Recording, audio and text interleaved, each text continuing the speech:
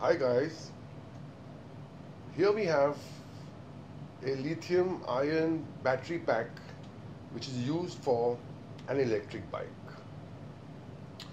Now this battery pack consists of lithium ion cells, individual lithium ion cells which have a voltage of 3.7 volts and 4500 milliamp hours each battery. That means 4.5 amp hours. This battery pack is a 13S P6 battery pack, but the size is not 18650, it is 24650, which is slightly thicker than the normal 18650s. Now this is a 18650 and this is a 24650. As you can see, it is much thicker and therefore it has a bigger capacity of amps. This 18650 probably has 2400 milliamps, while this 24650 has 4500 milliamps. Now if you multiply 4500 milliamps into 78 batteries,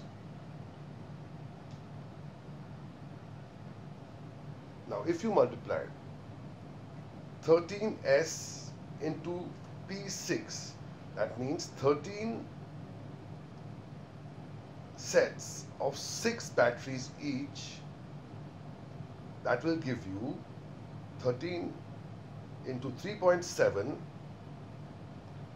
into 6, that is 48 volts, and the amp hours will be 4.5 amps into 6, which will give you 27 amp hours. Now what happened with this battery pack was, when I used it for the first time, actually I bought it from China and I live in India. So when I mounted it on my bike, after charging it, I rode the bike, it rode quite well, but after 5 kilometers, the bike shut off. This battery pack should give me a range of about 50 to 55 kilometers on my bike, but it only gave me 5 kilometers, and I really didn't know what was happening. So I charged the battery pack again. After charging it again, I tried it again on my bike and it was the same result, 5 kilometers and the bike shut off. So I didn't know what to do. I couldn't return the battery back because it came from China and I live in India, and it's really almost impossible to send back a lithium ion battery back to China from India. It's better you just throw it away.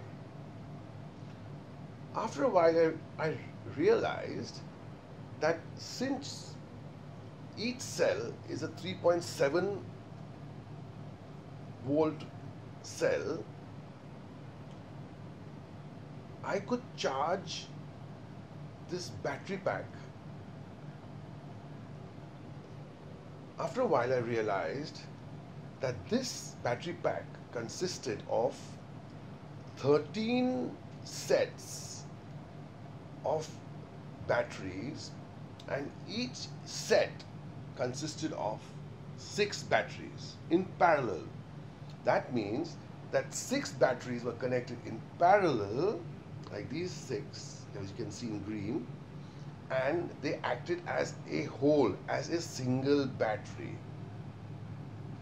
which could be charged with a 3.7 volt lithium ion battery charger.